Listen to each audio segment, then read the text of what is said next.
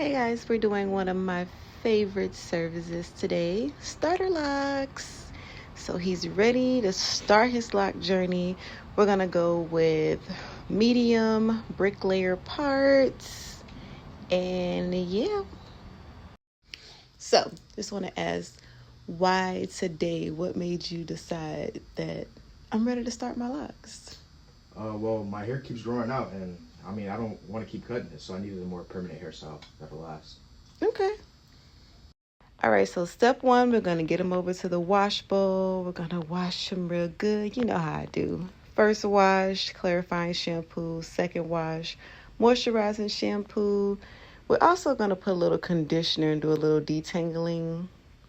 And yeah, then we're going to go ahead and get started.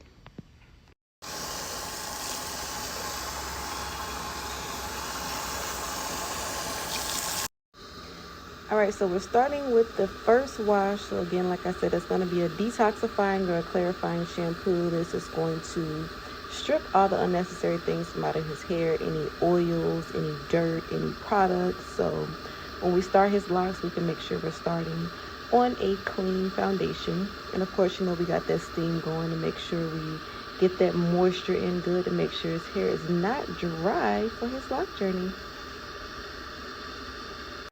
Okay, so now we're going in with the second shampoo, which is a moisturizing shampoo. This is going to add the moisture back to the hair that we just stripped out with the clarifying or the detoxifying shampoo. Okay, so we're back after the wash. How does your scalp feel? Refreshed, hydrated. Yes. All of that. What we do without TikTok? That's what I'm saying. And I used to hate on TikTok a lot. Oh, me too. I'm like, my grown ass ain't feel me here dancing and shit. Damn out. What kind of shit is that? Too old for that. But it's changed and developed over time. Yeah, I learned so much on there. All the new hot trends, all of the songs I've learned from on there. Yeah, I'm not gonna lie. They have definitely expanded my playlist. Absolutely. From TikTok, for sure. And it always starts with a little 15 to 20 seconds. You're like, wait, what song is that? Then you go listen to the whole song like, this shit is fucking stupid.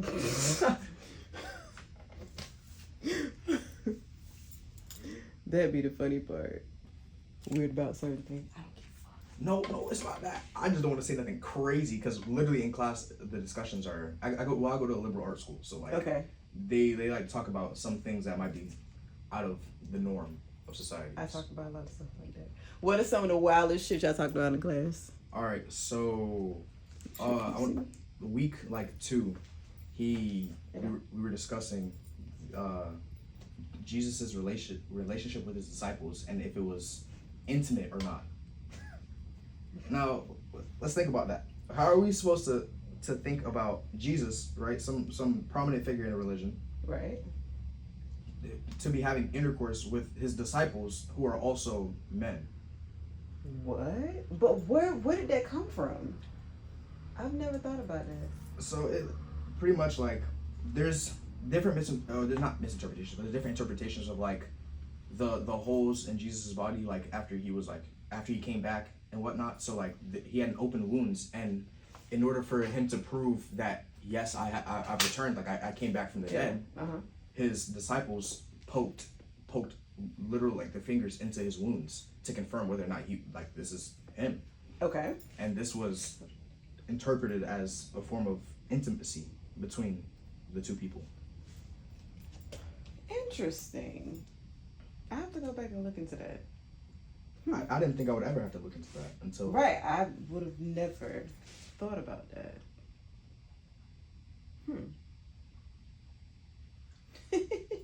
So what was the general consensus in the room?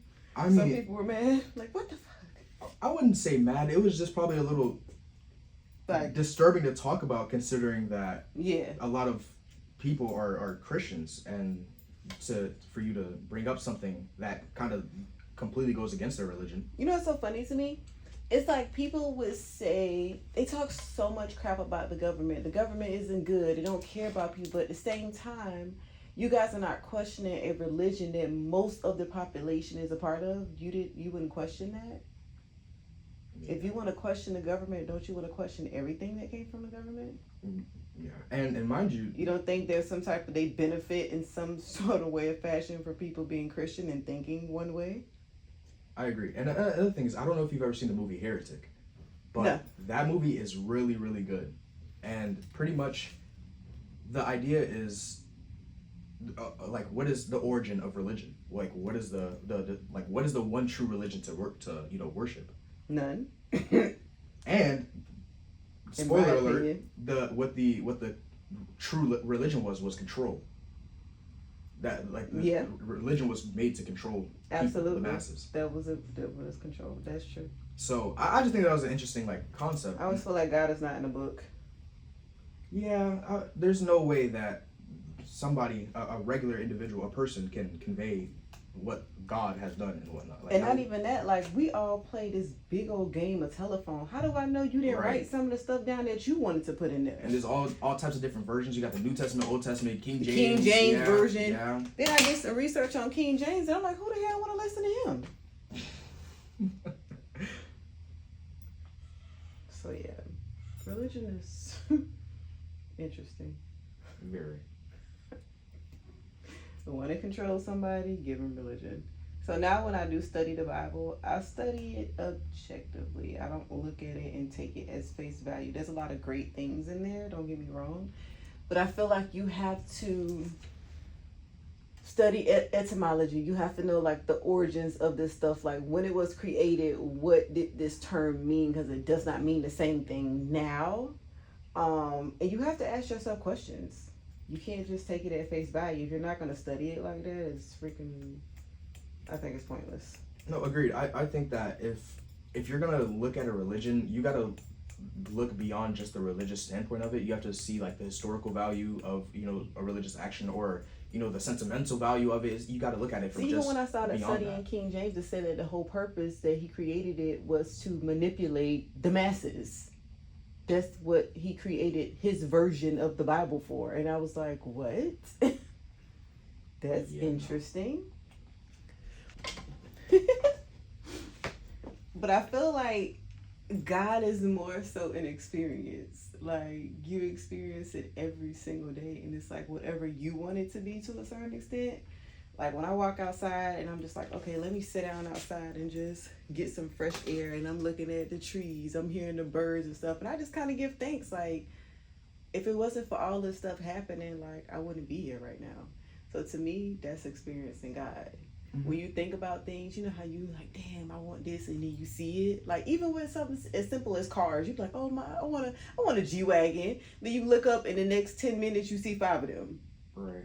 To me, that's like you're tapping into some type of higher consciousness or higher frequency that's like letting you know that there's evidence of you can have whatever the fuck you want, as long as you tap into that frequency. So that's what I believe in. I don't know about no person. Right. That they be saying. Big man upstairs and whatnot. Yeah, nah. Because if I had to, even though I understand that it is genderless, but if we go back to the universal laws, everything is given a gender, a feminine and a masculine essence. So it has both, just like we have both. But if I had to give it a gender, it would more so make sense with being a female than a male to me.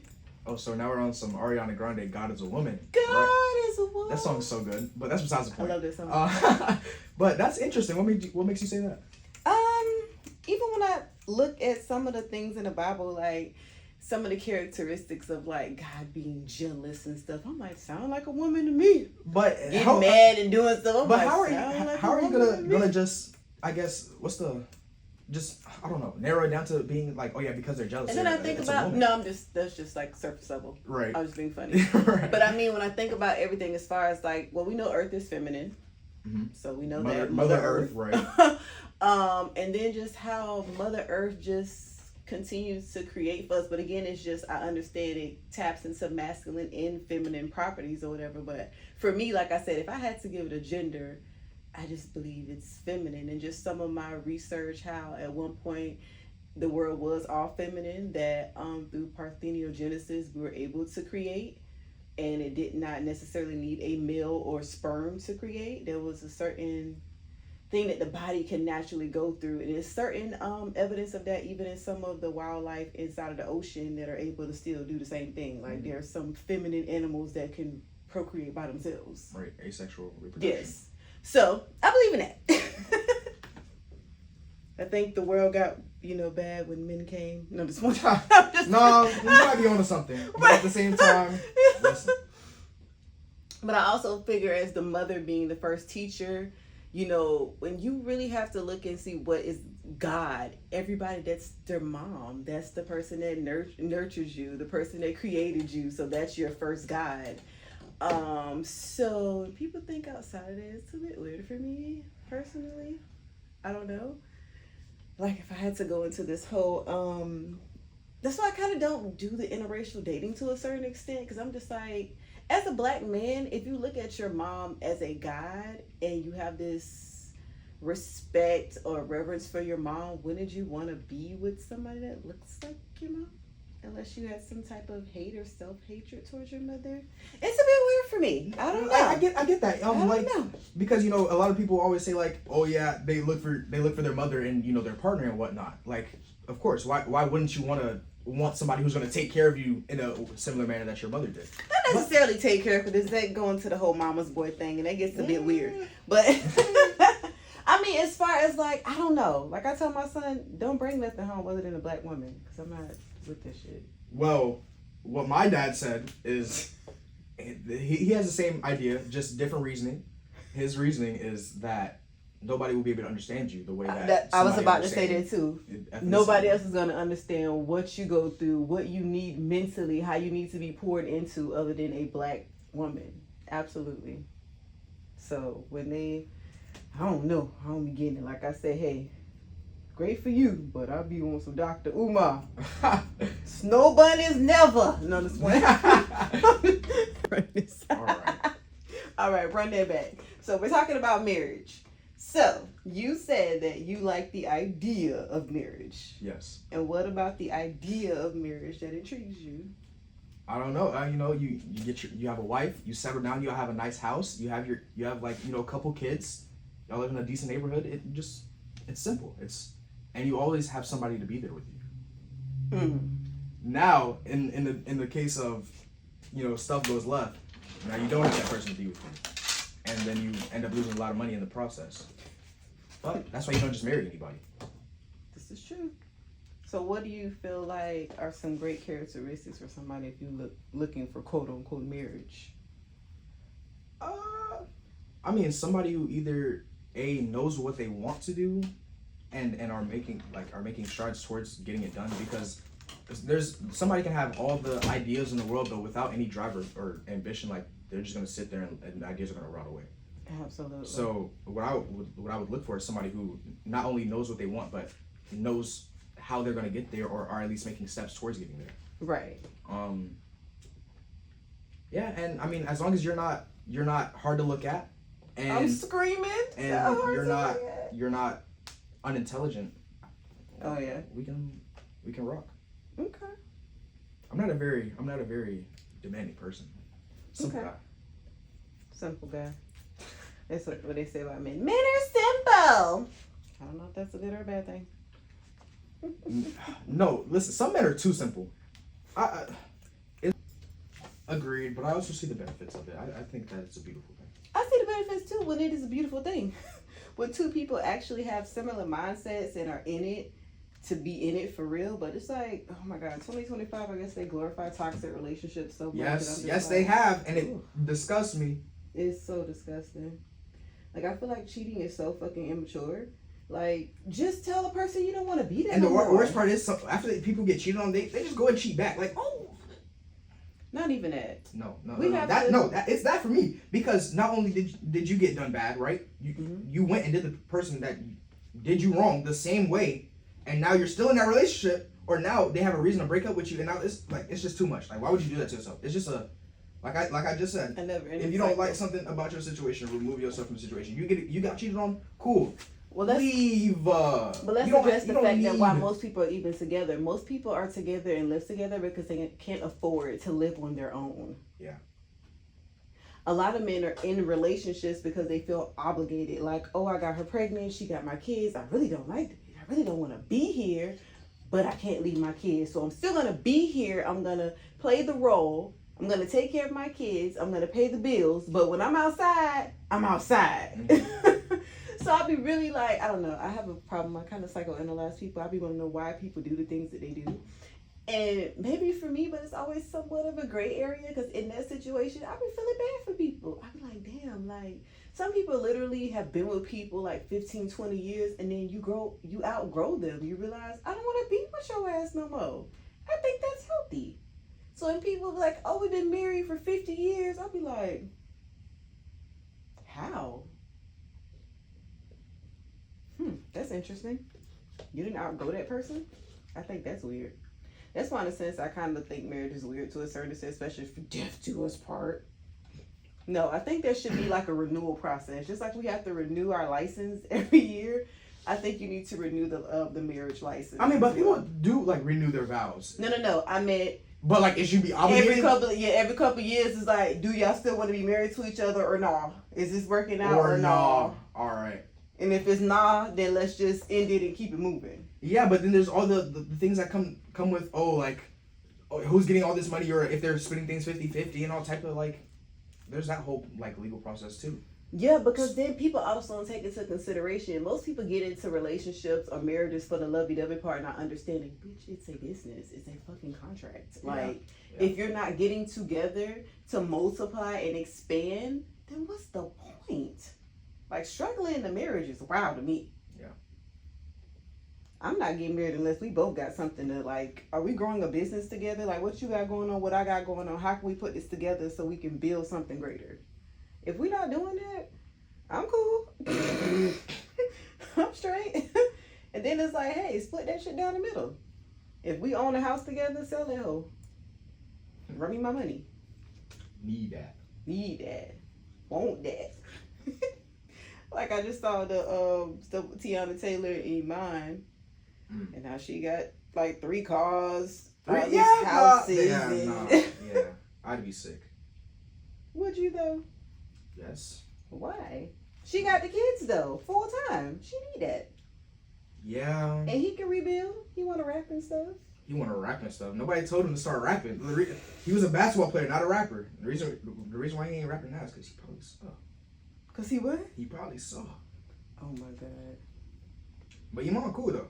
No, there was a beautiful ass couple. Mm-hmm. Like when I see 2 fine people together, I'm like, god damn. Amen. They look good. They made some beautiful children. But then again, here go that ego, narcissism, and all this stuff that creeps on in when it's like, hey, Tiana Taylor is that girl. Mm-hmm. It's like, how did you mess that up with her? So that's me, and I get like you're in a relationship, and mind you, he takes on that responsibility of being, a provider. Whenever you want something, or whenever you're hungry, he's like, okay, let's go get food. Do you feel like as a man with stating that you need to be a provider, is that exhausting sometimes? I don't think that a man needs to be a provider, but at the same time, with the expectation that comes with being a man, I think that it's just gonna happen regardless. Like, you're gonna feel inclined to want to provide because that's one of the things you can contribute as a man. Right. That, I mean, and it's not necessarily exclusive to a man because anybody can provide it as long as you're everybody needs to provide. You need to be a provider of self first. Right. Agreed. But at the same time, looking for somebody to give you something that you're not able to give yourself is fucking weird. Yeah, no, that's a different story for a different day. Cause oh my god. But no, I think that like as a man, a lot of men think that it's their job to provide. They feel as though like it's just part of the job description. So I think that might be what weighs down on them, but they still get it done because that's just part of their responsibility. That's part of the job description. But I don't really care too much. I don't necessarily, because then that to me is kind of like borderline getting into gender roles, and it kind of annoys me because I feel like both parties need to be a provider of self. If you have 2 people coming into a situation where you're already able to financially provide for yourself, you can provide for yourself, why not come together and balance out and help each other? Like, I feel like it should not be on one person. Now, granted, if you believe in hypergamy, if that man is in a way better financial, situation and he's a millionaire, whatever, you're making a little humble $80,000 a year, that's a little different. Right. He has the financial means to take care of you. But we have to look at the state of most black men. Most black men are not in a space to be able to provide 100%. They can't pay the whole rent, can't pay the whole mortgage, pay your car payment, buy you Louis Vuitton bags. And I feel like some people are just freaking unrealistic when it comes to that provider mindset. And I also feel bad for some men sometimes. I'm like, damn, don't you feel crazy? Like, you gotta not only pay y'all your bills and make sure you're financially stable, but then you have to have an abundance of money to also provide for her. Either because she can't do it on her own, or she just expects you to do it. Like, that's weird. I don't know. Maybe I'm crazy. No. You might be onto something. Maybe we all crazy, because I think I know what you're talking about. Yeah, I don't know. And I feel like some people just have to understand their specific situation and understand their partner before they try to put all these stupid ass expectations on people. Even stress them their own goddamn selves out with stuff. Because I'm like, what? Yeah, I agree. All women deserve a man. No, the hell y'all don't. Some women do not deserve that, and that's why you don't have it. Just provide for your damn self, and that way you don't have to worry about that. I've also heard of situations where like some girls they don't like people buying things for them. They don't want people wasting money on them. And I wouldn't say I don't like it, but it's not an expectation of mine. My goal and my job is to always make sure that I'm able to provide for self. Now, if somebody else comes along in my life and they want to do things for me, that's great. I'm not the type to have my hand. I'm never going to ask you. I'm not going to be like, can you send me some money to get my nails done? Can you get my hair done? I would never ask you that shit. Right. That's just me. I feel like just naturally want to do it because that's what you want to do. Like, you know what's going. You know I got to eat every day. You know I need gas in my car.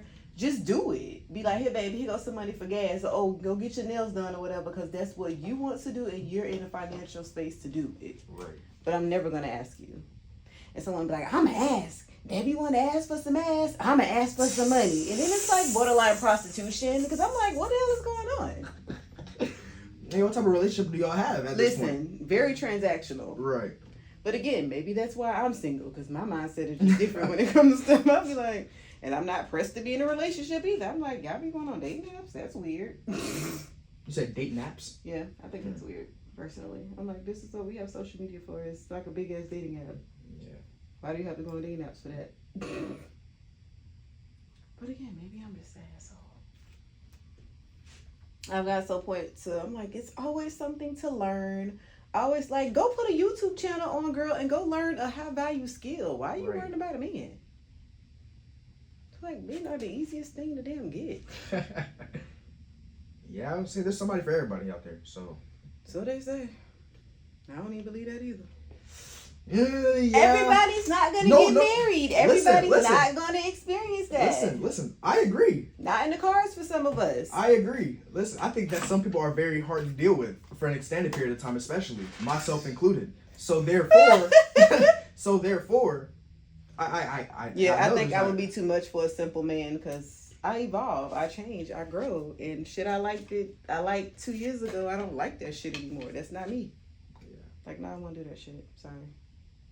I need you to grow with me. Like, right now, I cannot date a man that does not prioritize his health and like go to the gym.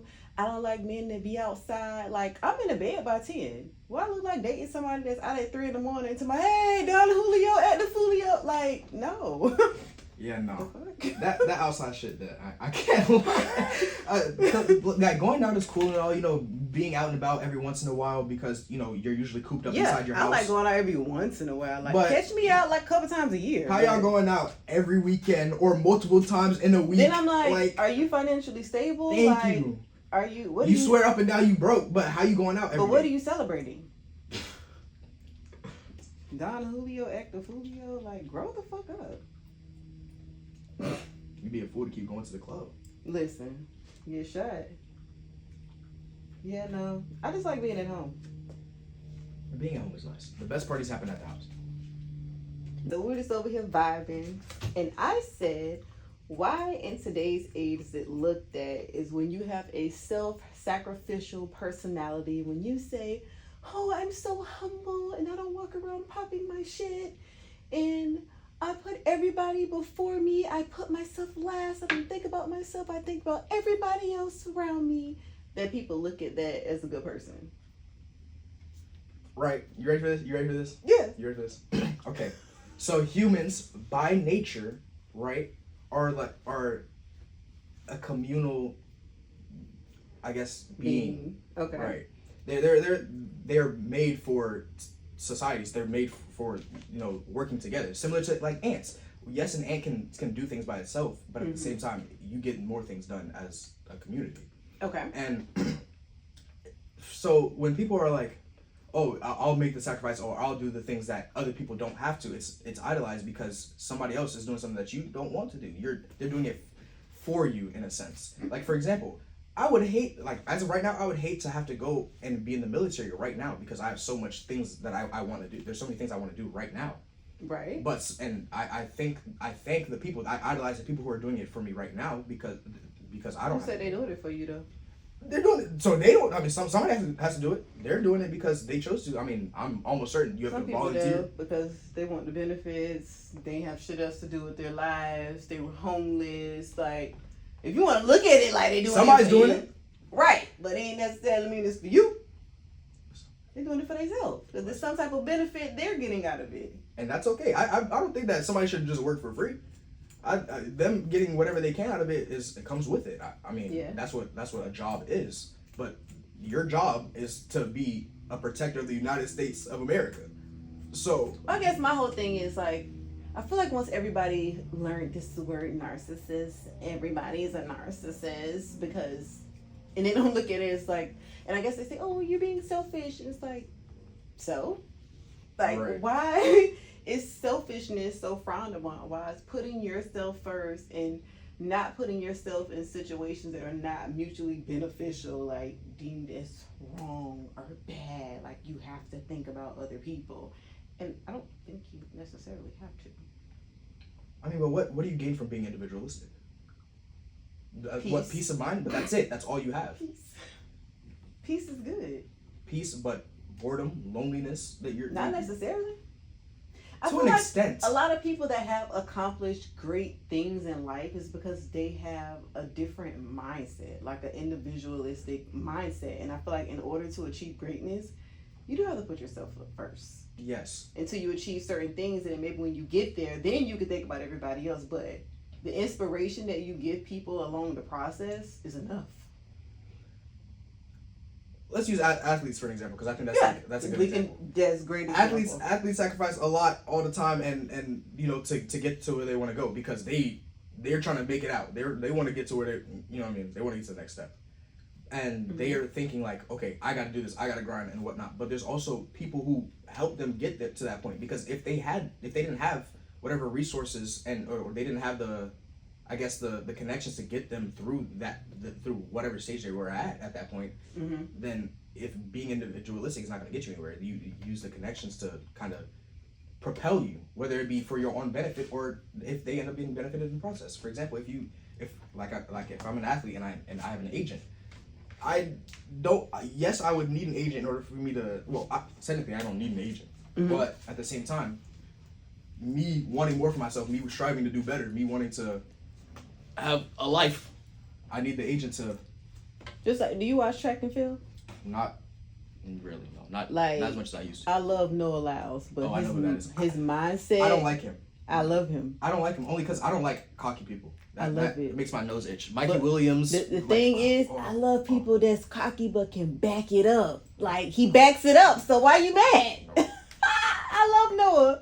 But see, I feel like Noah and Sha'Carri, because they have certain mindsets, is how they were able to achieve greatness, because they think like, you have to watch that documentary Sprint on Netflix, and it really gives you a more of understanding that mindset. Like, that shit was instilled in them, just like Kanye West. I mean, you notice that shit was instilled in them by their parents since they were young. They feel like, go get it. I'm that nigga. Go get it. Like, I'm the best, and I'm gonna make it happen. So just watching it back and listening to his mom and like the energy that she instilled in him, I'm like, I'm not mad at it. I love it. Most people can't stand his ass, but I definitely I don't necessarily blame the people for being prideful and whatnot, for being confident in themselves at all. I just don't think that you should, I don't know what's the right word, impose your that energy onto my life. Like, what do you mean?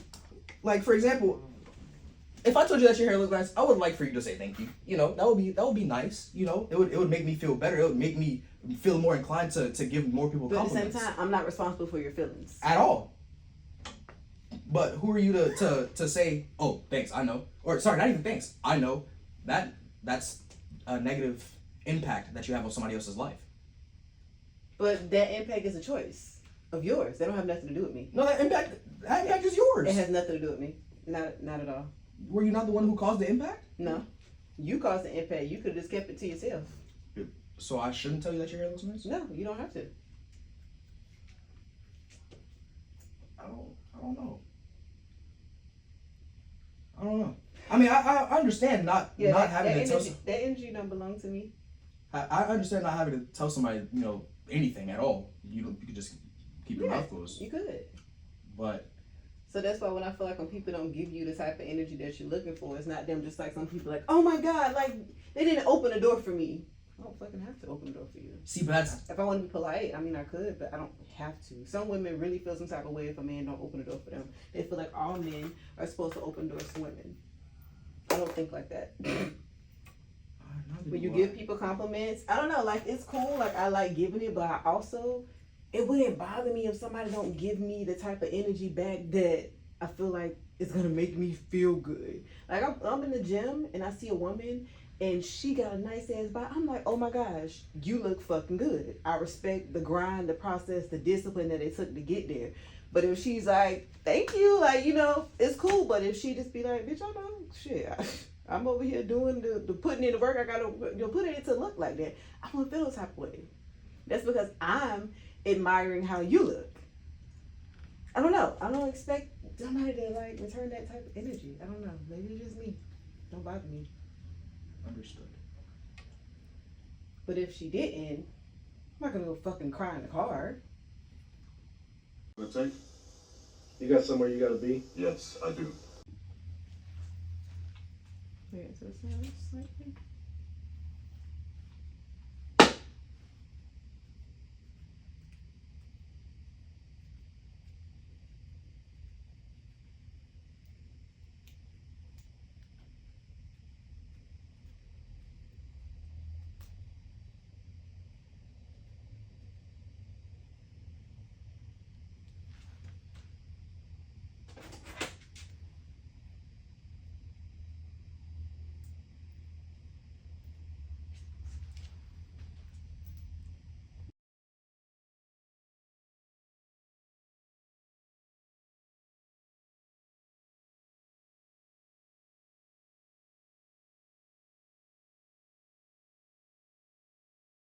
I feel good. I feel ready to start this new journey, and I'm excited. I'm excited.